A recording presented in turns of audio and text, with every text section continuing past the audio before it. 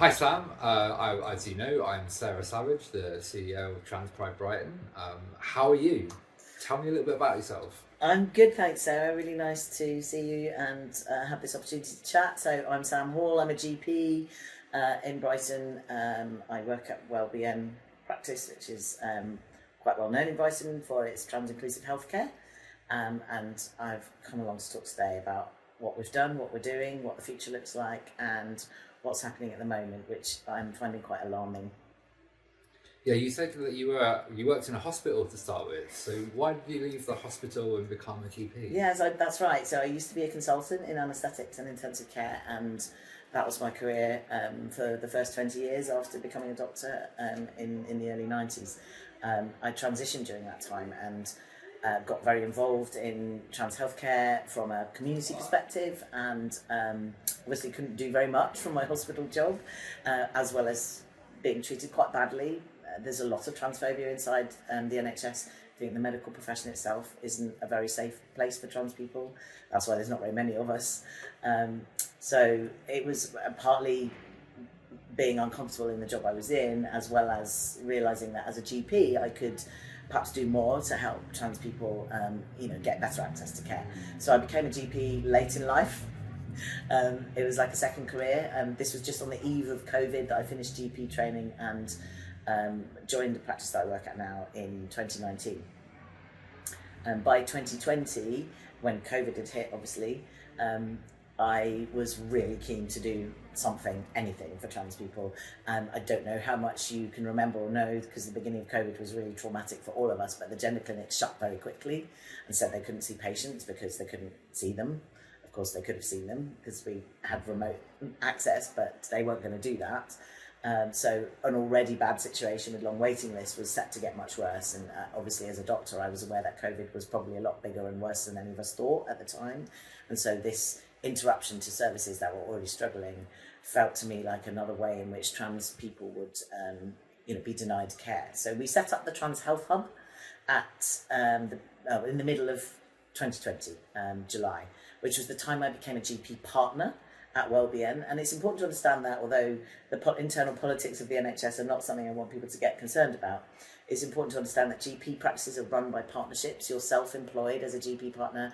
You work with a team of people who run the practice alongside you. You have to get along and agree on what you're going to do.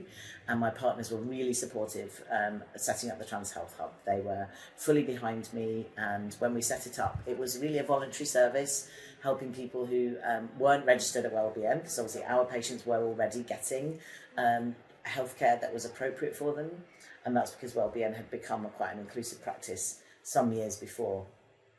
So when we set the Trans Health Hub up, the idea is that we would encourage other GPs around Sussex or beyond to help their patients by providing the so-called bridging prescriptions, which is what we used to talk about as an option while you were waiting to be seen by a gender clinic. And we had some limited success in persuading other GPs to join us, but it wasn't ever going to be the easy win that we hoped it might be. In amongst all of this, what is now NHS Sussex were persuaded by a group of GPs in the city that it might be an idea to look at special funding for trans healthcare because of the inequalities that they were seeing. And so we ended up with something called a locally commissioned service, which is funded by NHS Sussex, and that started 3 years ago now, and allowed GPs to claim some money for doing trans healthcare. The idea being that it would make trans people feel safer, that there would be more accessible healthcare available, and that people wouldn't be denied healthcare, which is what we've been seeing growing for the last, well, I would say arguably 2 decades now, that trans people's healthcare is becoming harder and harder to access, and then that amounts to a denial. Yeah, so I mean, I've used the Trans Health Hub myself, and I've found it really affirming, really helpful. I've got the help with the hormones that I really need. So tell me a little bit about the patients that you've helped. Yeah, so it's really lovely to do. I feel so privileged, Sarah, that I've been able to do this work. I'm lucky that I'm a doctor, and I'm lucky that I'm in the position I am. But it's made my career as a GP over the last 5 years. It's what really drives me. Obviously, I do a lot of other care for people who aren't trans, and I've got a lot of fingers in quite a few pies, and there are other areas that I'm really passionate about, some of which overlap. So, for example, the neurodivergence that we see in the trans community, that's something we also spend a lot of time making sure that we give people the right kind of care, and mental health needs. But I would say it's numbers that show really more than anything that we're doing a good job, because when I started at WellBN, we had a different name then. There were about 60 patients on the books out of maybe 16,000, so a relatively small percentage, trans and non-binary patients who, as I mentioned, were already getting really quite good care before I joined the practice. But it was a bit like a Pied Piper moment. As soon as I joined the practice, other people sort of came. We didn't have to do any advertising. And I understand now, in retrospect, that it's really important to be able to see a trans clinician if you're trans. That visibility is reassuring. It makes you feel safe. It's a whole load of stuff you don't have to explain in an appointment. And also there are nuances to how we deliver trans healthcare now, 5 years down the line, which we've learned along the way, which is about giving people really individualised care. Not everyone needs the full gamut of hormonal input or indeed surgeries. Some people just need to see an affirming clinician and feel safe to come to the doctor, and they don't actually want any other help than that. They just want to be recognised and seen and feel visible, and that includes non-binary and intersex people as well. There are lots of individuals who I know have benefited from our service, but I think the biggest accolade for me and the team, and it's really not just me, there's a big team of people, about 10 now. We've gone from 60 patients in 2019 to 2,500 patients in 2025. And that has been facilitated by NHS Sussex funding this care, allowing us to provide it without taking away care that is, that we give to all our patients, which has made it much easier to build a service. And I'm really proud of what the team have achieved over that 5 years.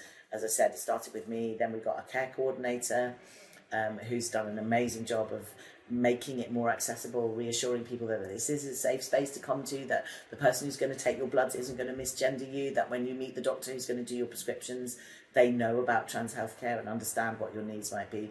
And the whole thing is predicated on what we call the informed consent model of care. And I think that's a really important message.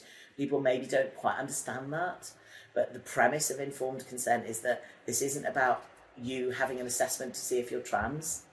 It's about you coming to us and telling us what's going on for you, what's uncomfortable for you, what you need to mitigate that discomfort, and how we can best help you keep your body safe.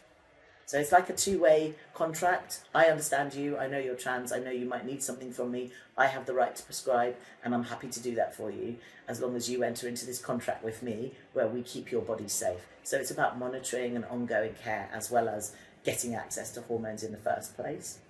That's so important, yeah, because informed care is something that the trans community have been talking about and saying how much it benefits us for years and years, and to see it happening in real life is amazing, because we know what's best for our bodies, we know what we want to do it safely, and to have a chance to do that in conjunction with our GPs is so important. Absolutely. I mean, why shouldn't this be care close to home like any other care that you can get in general practice, or what we call primary care in the system?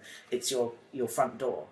And for trans people for years, you've had to get through that front door and then through any number of doors to access hormones, which is, for the most part, the basis of good trans healthcare. Not everyone needs hormones, as I mentioned earlier, but lots of people do, and they should be freely available, because we can and do know how to do this safely. And it's okay to need to walk down the street with, a beard, even though you didn't have the hormones to make that in the first place, because that makes you feel comfortable, or your voice is broken, or indeed to have breasts so that your body shape feels more comfortable to you and consistent with how you see yourself and want to be seen in the world. Absolutely. Why is this important for also non-trans cisgender people? So I think what's really important to understand is the informed consent model of care is all about bodily autonomy and respect for your body being your own, and the choices you make about your body being your own. And that applies to anything in healthcare. And unfortunately, I think our system of healthcare, which it doesn't just apply to this country and the NHS, it applies to all of modern Western medicine, is predicated on some quite patriarchal and paternalistic principles, that the doctor knows best and they will decide for you what the right thing to do is. And even if you train in medical school in this country today, they are trying to break that culture. But it's hard to break because it's a profession that's very old and stuck in its ways. And this kind of paternalistic idea that somebody else should decide or agree with you that you are trans enough to have hormones, or that you are presenting in a way that is consistent with what they view as being trans enough to have hormones, that's not okay. It's really not okay. Just in the same way, it's not okay to tell a young cis woman that she can or can't have contraception, or indeed access to abortion. These are essentially reproductive rights that we're talking about. My body, my genital organs, the hormones that they produce, that should be mine to control, to say what I do or don't do with it. So I think it's really important that people understand that in trans healthcare, what we see is healthcare for all, that is really equitable, that respects autonomy, that respects your lived experience, that sees and hears you and helps you achieve what you want to achieve or need to achieve to live a happy and functional life. Who wouldn't want that? Exactly. And it's the whole woman in pain syndrome sometimes when you go to a doctor and you have to fight to get your symptoms recognised. Or if you're black and you have sickle cell disease and you never get pain relief because you're black. Yes. Or you're female and you don't get access to the right treatment for, and it takes 12 years to be diagnosed with endometriosis in this country because of misogyny, not because we don't know how to diagnose endometriosis, but because access is really poor and people aren't listened to or helped. Absolutely.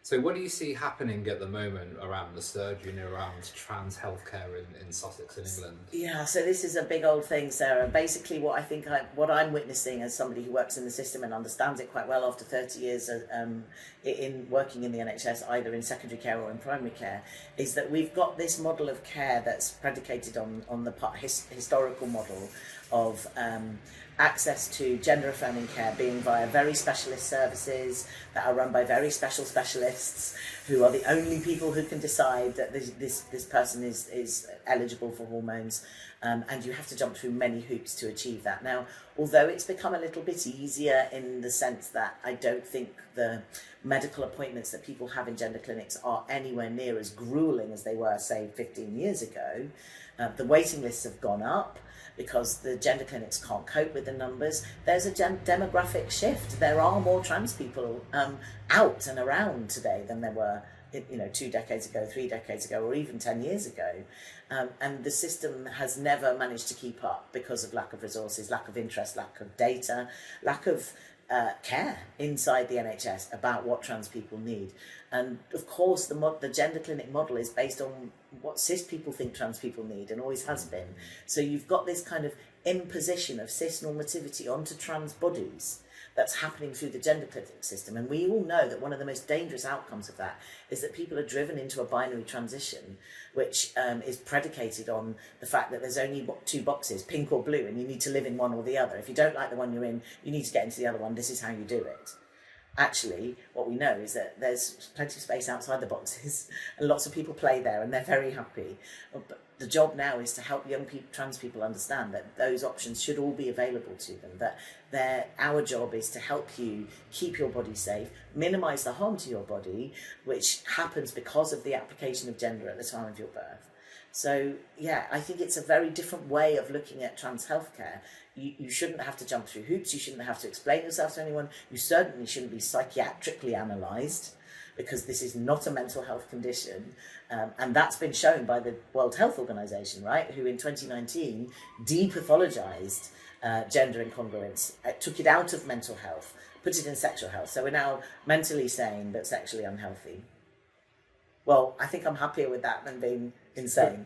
However, it's something that hasn't filtered through into people's minds yet. So I think the problem is we're still seen as a mental health issue as people. If you're trans, then the first thing people think is that you're mad. And that's not going to go away very quickly. It's not going to work, is it? Also, the big thing that we've had at the moment is the UK's healthcare has kind of diverged from world best practice, accepted best practice. So, do you have any comments on that? Yeah. So I think what the problem we're facing right now, if we cut to the nitty gritty of it, is that there is a wave of fascism moving across the world, and it's happening in all kinds of guises. You can see it in other areas if you look, but it's reaching an almost like a nexus in trans healthcare. These bodies, our bodies, are the ones that are being affected first. And what we're seeing is a gradual withdrawal or denial or an attempt to just stop it from happening altogether, like the puberty blocker ban that we've seen from after the Cass Review last year. But this is all predicated on a big fascist movement that's well funded from far right-wing evangelical Christian, but we know, we can see where the money's coming from. We know which countries are contributing most heavily financially to this wave of fascism. And so what I'm seeing now is that the legal system is being used to deny healthcare. So we had the Kira Bell case that gave us sudden closure of the trans kids clinic, or stop all puberty blockers because we think this might be the wrong thing to do. That was overturned within 3 months, and yet the NHS went on to institute a ban on puberty blockers for under 18s, which they then made permanent. So the overturn of the original legal case was irrelevant. These gender critical activists who are using our public systems, including our legal framework, to withdraw healthcare from us, are doing a really good job. And right now what they're after is hormones for under 18s, having banned puberty blockers, but said that hormones, you know, should potentially be prescribed, especially to 16 and over, in under circumstances of extreme caution, which is what I've been doing for the last 5 years. I've been, with the full knowledge of everybody in the system, I've been treating 16 and over, and that's based on something called Gillick competence, which is another really important medical principle, that your age limit of adulthood, i.e. 18, is not a cut-off, a hard line for when you can consent to care. Doctors have always known that younger people, under 18s, can of course consent to care, and Gillick competence refers to the idea that a younger patient with the right kind of information and the mental capacity to understand that information can give consent.